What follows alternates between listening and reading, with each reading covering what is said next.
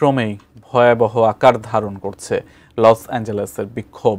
চলমান সহিংসতা ও লুটপাট ঠেকাতে নগরীতে আংশিকভাবে চলছে কারফিউ।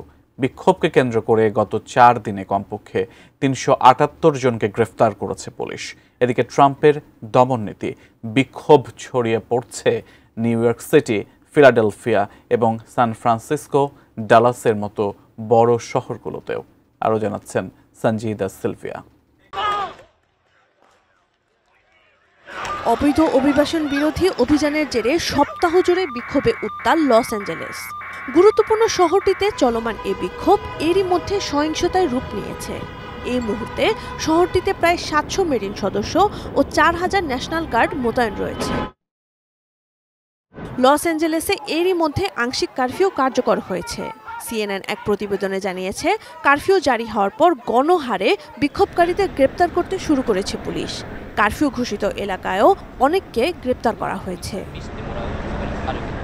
ভিশন এসি নিয়ে এলো মানিব্যাক গ্যারান্টি অফার। 1 মাস ব্যবহার করে সন্তুষ্ট না হলে সম্পূর্ণ টাকা ফেরত।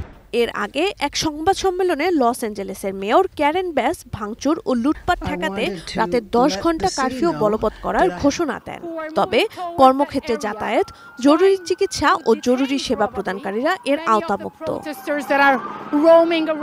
ক্যারেন ব্যাস বলেন, মাত্র 1 বর্গমাইল এলাকার জন্য এটি কার্যকর করা হয়েছে। বিক্ষোভের কারণে এখন পর্যন্ত অনেক ব্যবসা প্রতিষ্ঠান ক্ষতিগ্রস্ত ও ভাঙচুরের শিকার হয়েছে। শুধু মঙ্গলবার রাতেই 23টি দোকান লুট করা হয়েছে। কারফিউ ভঙ্গকারীদের গ্রেপ্তার করা হবে এবং তাদের বিরুদ্ধে ব্যবস্থা নেওয়া হবে বলে তিনি জানান। এদিকে লস অ্যাঞ্জেলেস থেকে সেনা প্রত্যাহারের অনুরোধ প্রত্যাখ্যান করেছেন সান ফ্রান্সিসকোর ফেডারেল বিচারক চার্লস আর ব্রেয়ার। এ বিষয়ে বৃহস্পতিবার শুনানির দিন ধার্য করা হয়েছে। ন্যাশনাল গার্ড মোতায়েন করার ট্রাম্পের পদক্ষেপে আপত্তি জানিয়ে ক্যালিফোর্নিয়ার গভর্নর গ্যাভিন নিউসাম বলেছেন, সেনা মোতায়েন অপ্রয়োজনীয়, অবৈধ ও রাজনৈতিক উদ্দেশ্য প্রণোদিত। তিনি আমেরিকানদের ট্রাম্পের মুখোমুখি দাঁড়ানোর আহ্বান জানিয়েছেন। ট্রাম্পের কঠোর অভিবাসন নীতি ধীরে ধীরে ভয়াবহ রূপ নিচ্ছে।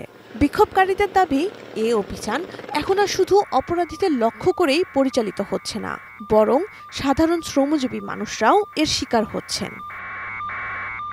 Sanjida Sylvia, desk report, ATN news.